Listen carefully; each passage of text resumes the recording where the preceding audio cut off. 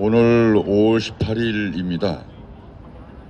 바로 0시에 신분부가 신군부가 비상계엄을 전국적으로 확대하고 광주 학살을 시작했던 당일 아침에 광주 학살 진상을 밝히고 그리고 이를 실질적으로 배후에서 조정하거나 승인했었다는 미국의 진실을 밝히라는 자주연합 동지들의 기자회견과 투쟁에 전국 CUK도 적극적으로 함께하고 그리고 투쟁에 동참하기 위해서 이 자리에 섰습니다. 저는 짧게 두 가지를 말씀드리려고 합니다.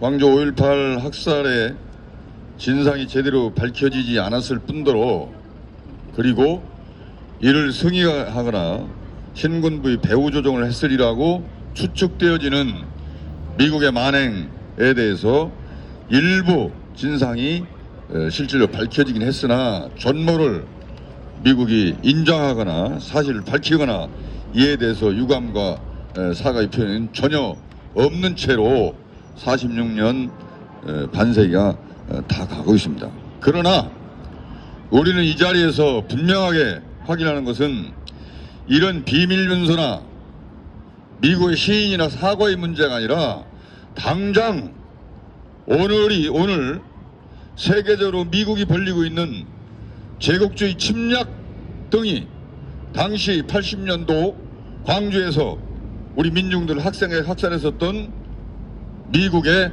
범죄의 명확한 증거이다 이렇게 생각을 합니다.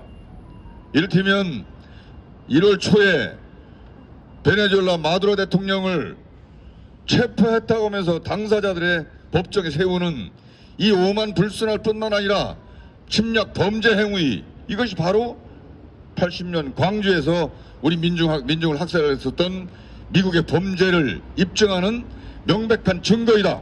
저는 이렇게 생각하며 미국의 그 범죄 침략 행위는 지금도 전 세계적으로 여전히 진행되고 있다. 이렇게 함께 폭로를 하고자 하는 것이죠. 이거는 트럼프의 문제가 아니라 미국 국가의 폭력적이고 제국적인 본질 자체에 있다.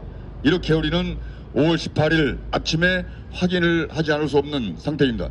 두 번째로 우리가 당장 지난 80년 전두환 신군부의 쿠데타와 광주 학살을 이야기하고 있습니다마는 이 쿠데타 범죄는 지지난해 2024년 12월 3일 윤석열 검찰의 쿠데타에 의해서 다시 모방적으로 재발하고 있는 아주 정말로 공포스러운 현실에 직면하고 있는 것입니다. 이의 실질적 범죄자이고 주모자인 전두환에 대해서 우리가 어떻게 했나에 대해서 곰씹어볼 일입니다. 80년 광주학살 이후에 82년도 전두환은 대통령이 됐고 임기를 제대로 마쳤습니다. 87년 6.1항쟁 우리 시민과 청년들의 항쟁에 의해서 6.29 선언을 발표했으나 당시 야당 김대중 김영삼의